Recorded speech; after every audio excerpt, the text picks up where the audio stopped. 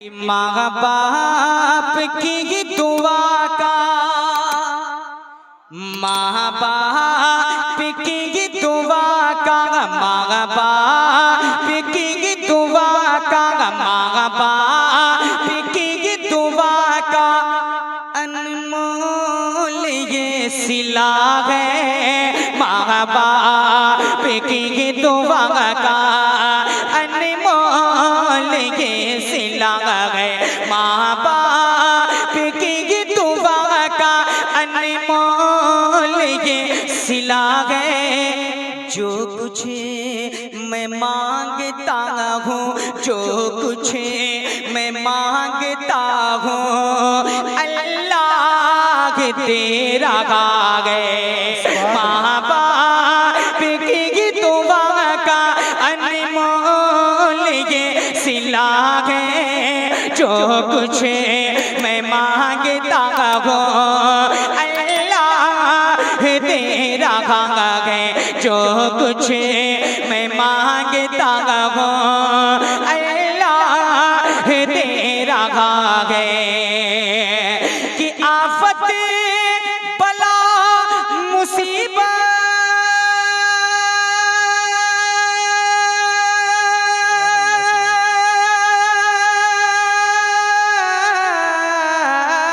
कि आफत बला मुसीबत रास्ता बदल रही है।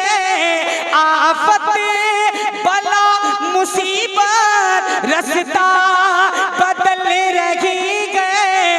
माँ बाप की दुआएं मेरे साथ चल रही है। माँ बाप की दुआएं मेरे साथ चल रही है।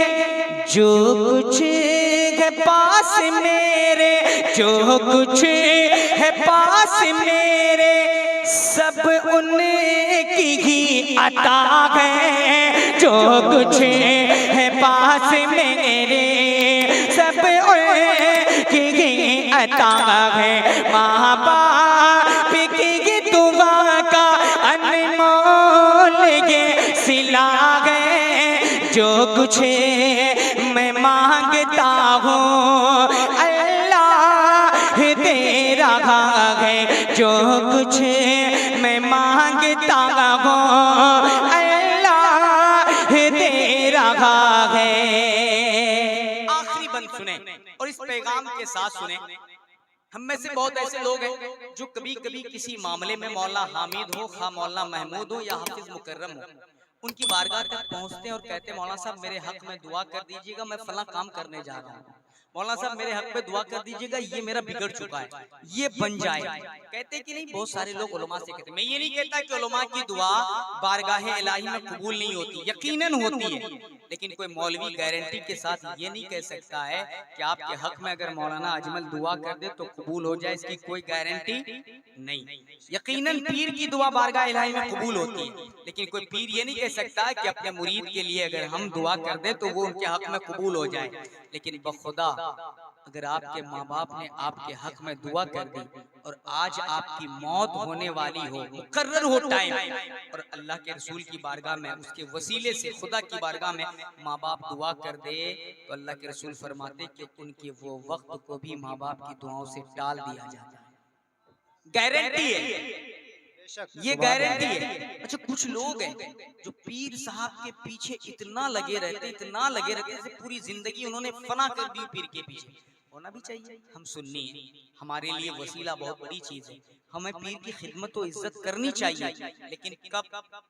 पहले घर में बैठा पीर जो दोनों है उनके तलवों को चाट लें, उनके पैरों को चूम लें, तब पीर के तलवे चाटें तो आप कामयाब है, वरना कयामत तक पीर के तलवे को चाट चाट कर आप हाथ की हथेली बना जाएं, कसम खुदा की बारगाह इलाही में आप मकबूल नहीं हैं। इसलिए बिला वजह अपने पीर की बुराई करने से खुद को बचाएं, पहले माँ बाप को अपना पीर तो तस्लीम कर लें। एक बाप का कलेजा एक माँ का गुर्दा है जो अपनी औलाद की हर मुसीबत मुसीबत को सहकर जब उन्हें पता चलता ना कि मेरा बेटा दिल्ली में मुसीबत में गिरफ्तार है, मेरा बेटा मुंबई में गिरफ्तार है मुसीबत में, फौरन वो अल्लाह की बारगाह में हाथों को उठाते हैं, कहते या अल्लाह मेरी औलाद है नाफरमान सही अल्लाह, मैं उनके हक में तेरे महबूब के वसीले से दुआ मांगती हूँ। या बाप होता है कहता मांगता हूँ अल्लाह मेरी औलाद को मुसीबत से दूर अता फरमा। ये बाप का कलेजा साहब, जब आप बाप बनेंगे इसका एहसास होगा, जब आप उस मंजिल को पहुंचेंगे आपको एहसास होगा कि जब आप छोटे रहेंगे। अब आज अपने बच्चे को हम उंगली पकड़ के चलना सिखाते हैं, खुद सिखाते हैं, हर बच्चा, हर इंसान जिसके पास आज छोटी औलाद है, एक औलाद आई है ना, आप देखें कितनी मोहब्बत आई नहीं, वही मोहब्बत आपके साथ आपके बाप ने भी किया है, आपके माँ ने भी किया है। ये कुर्बानी माँ बाप के अलावा कोई दूजा दे नहीं सकता। आखिरी शेर सुने, माँ बाप कितनी बड़ी कुर्बानी देता है। कहते क्या है कि माँ बाप की दुआ का अनमोल ये सिला है, जो कुछ मैं मांगता हूँ, जो कुछ मैं मांगता हूँ अल्लाह तेरा है, कि खुद भूख के सोए लेके